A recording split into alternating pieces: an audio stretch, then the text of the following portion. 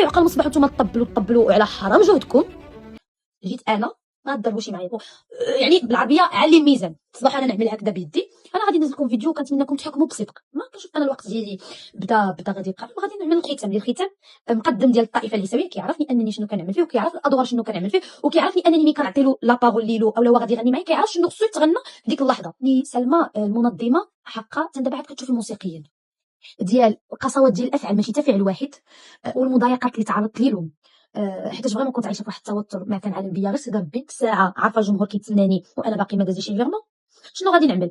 ملي سقسيتها قالت لي لا نورمالمون عندنا على 48 ساعه ديال القسوات ديال الافعال ماشي حتى فعل واحد.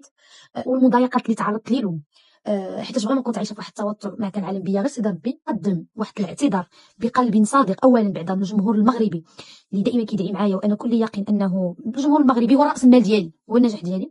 كنقدم له الاعتذار وكنقدم الاعتذار بقلب صادق لديك السيد هذا من قبل. كنقدم له حق الاعتذار.